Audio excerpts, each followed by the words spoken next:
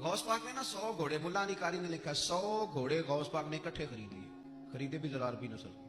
तर्जमा करा अज तक की बनता है इस गल का, यानी 1.25 करोड़ वाली पजारो तो भी 100, बड़ी मुश्किल में नहीं आ जाते देखने वाले।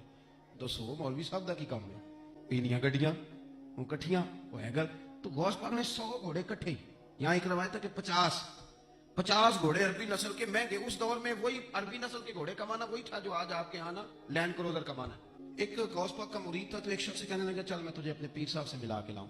मुल्ला अली कारी ने इसको लिखा है, तो वो कहने लगे मैं नहीं जाता पीरों के पास। उसने कहा चल तो सही, वो ले आया। पहले दिन दाखिल हुए तो गौस पाक के अस्तबल में 50 घोड़े बंधे हुए। पहला ही शिकवा, कहने लगा यार गुस्सा ना करना। यही होती है ना बातें, शायद भी यही होती, गुस्सा ना करना। वैसे एक घोड़े से भी काम चल नहीं सकता। आपको पता है ना, बड़ा बड़ा लोगों को याद आता है गरीबों की बच्चियां और फलानी शय और गरीब हो, बड़ी बड़ी चीजें याद आए, उसको भी याद आ गई। गुस्सा ना करना। मैं अब उस बेचारे के पास जवाब भी कोई नहीं था कि हजरत साहब बात तो ठीक ही है।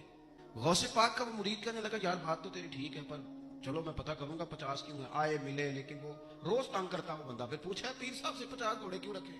वही बंदा एतराज करने वाला बीमार हो गया, जिगर में कोई ऐसी तकलीफ हुई कि बगदाद के सबसे बड़े तबीब ने कहा कि तेरा इलाज सिर्फ एक सूरत में मुमकिन है कि अरबी नस्ल का घोड़ा हो, उसे ज़िबा करेंगे, उसका जिगर निकाल, वो तुझे खिलाएंगे दवाई में, और 50 घोड़े हो गए तो ठीक होगा। अब मसला जब यहाँ तक पहुंच गया तो मरता क्या ना करता। फिर अपने संगी से कहने लगा चल पीर साहब के पास।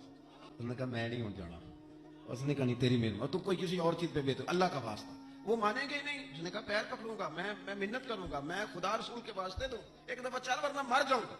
अब मरने वाला बंदा क्या करे जब मौत सामने नजर आए? तो गया गौस पाक के पास और कहता सारे रास्ते सोचता गया कि पैरों पे सर रखूंगा, पगड़ी उतारूंगा, ये करूंगा, मिन्नत करूंगा, माँ की बात सुनाऊंगा, अपनी बहनों का वास्ता दूंगा, बड़ा कुछ करूंगा, हुजूर आउस के सदके मान जाए, छोटे बच्चों की बात सुन। सारे रास्ते तैयारी करता गया, लेकिन जब गौसे पाक जिलानी की ड्योढ़ी में कदम रखा तो शेख अब्दुल कादिर जिलानी देख के मुस्कुराए, फरमाने लगे और यार तुझे बड़ा शिकवा था मेरे घोड़ों पे।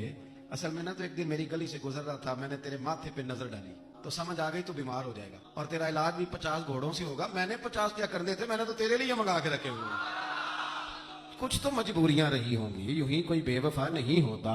और खुदा के बंदे तेरे लिए रखे हैं, वरना चारा डालने की भी जरूरत नहीं, वो मेरे मुरीद ही डालेंगे।